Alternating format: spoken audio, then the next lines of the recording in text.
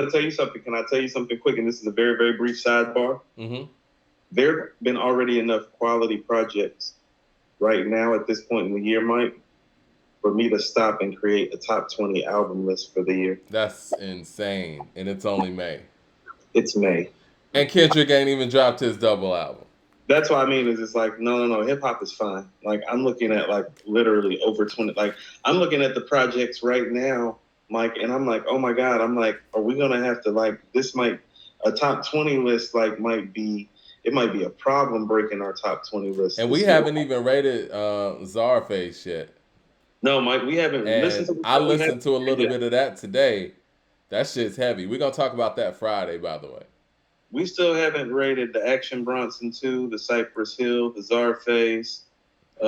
What did we give Love's album? Did we rate Self Love too? We didn't rate Self Love 2 yet. Yeah, we need to rate it. We still need to rate Fife's album. Yep. Yep. Earl Sweatshirt's album, Sick, we still need to rate. Yeah. Did, what did We need an Dream? extra day. We do. What did we give the Dreamville album? That was more of a mixtape. Hold on, let me get to the super chat real quick. King Holly says, "Can y'all review Galvin's album? Start with her first album from the art. $5 each album. Y'all review couldn't link her Spotify here, so I'll post it in the chat. Yeah, post it in the chat or send it to the email address info@accordingtohiphop.com. What were you saying? I just heard somebody giving me more work to do. You got Drip Season. DeCarlo asked about Elzai's album. We loved Elzai's album, actually. That album's dope too. Yeah. We never rated Dirk's album. Deontay Hitchcock did that Every Day the 14th EP we didn't rate. You got a spreadsheet with all this stuff, right? Yep.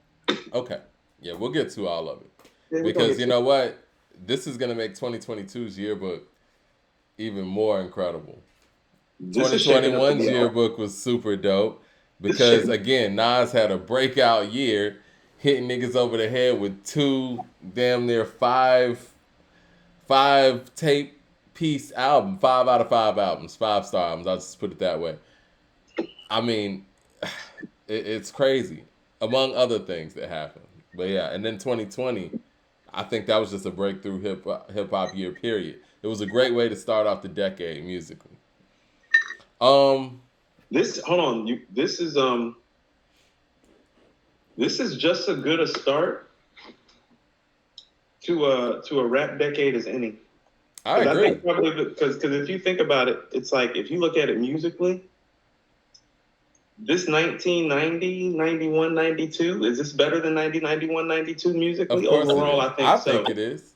Is it better than 2000? I was actually going to 2000, 2001, 2002. It's like, no. Collectively, yes, this is better.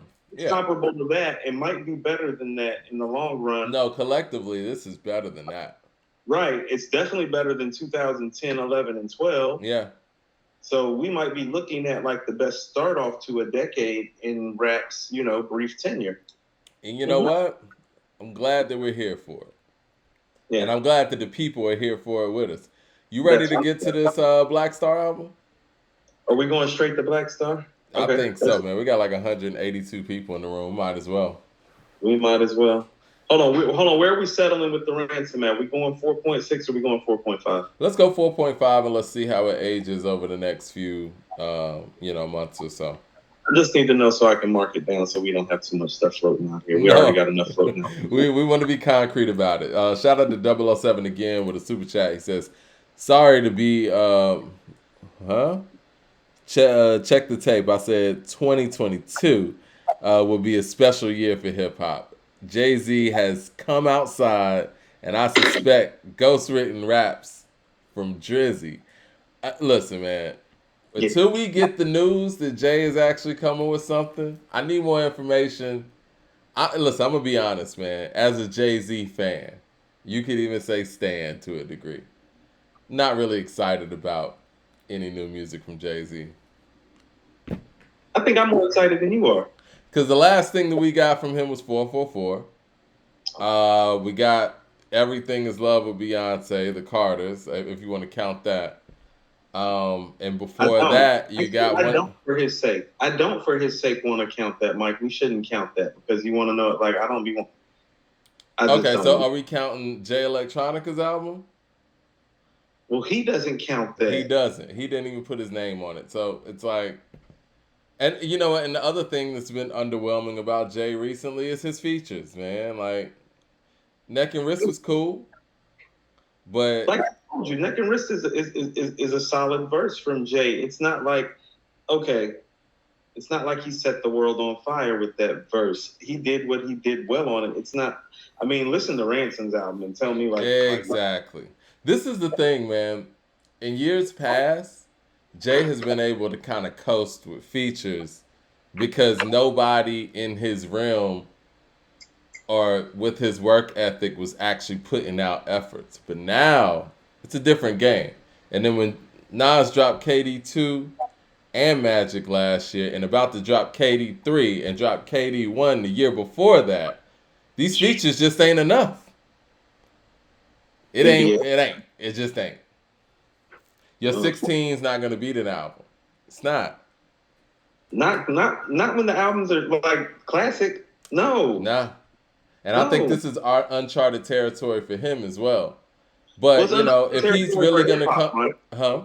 It's uncharted territory for hip hop in general. I'm sorry for interrupting you. It's uncharted territory for hip hop. No, That's you're what I right. mean. Is like kind of what we're covering with what Nas is doing. It's just like, well, we ain't never really been in this situation as a hip hop community no more. Nobody like running on 50 is like running around making classic albums with like a dude that's like 15 years younger than, you know what I'm And saying? then you got guys like Freddie Gibbs that are in stride, guys like Benny in stride, Conway's in stride, West Side's dropping crazy. And I mean, he's able to drop at least two projects a year of quality. And it's like, okay, where do I fit in this? I'm not gonna, if I jump in, I got to do something super special. You can't come in with one of those holy grails now. Yeah. You can't. You No, can't even come hey, in with a you want to know why? 444 now. And people out here trying to spread the propaganda, at least Charlemagne the God's out here trying to spread the propaganda, that 444 is a classic.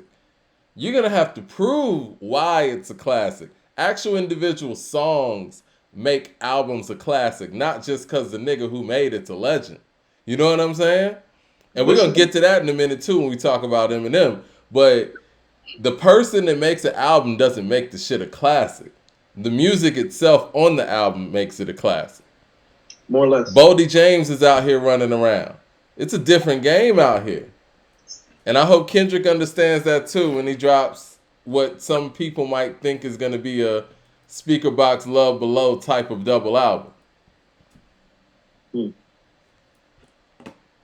Are we ready to go to Black Star? Only if you're done, Mike. I'm gonna let you finish. I haven't even started ranting yet, man. We haven't even gotten to the Hall of Fame part of the show. I have Okay. no idea what type of mood Mike is in today. Y'all don't know. Oh man, I've had some Red Bulls. I've been listening to Tribe all day and Public Enemy. So, and a little bit of Ice Cube. Oh, this is great. It's about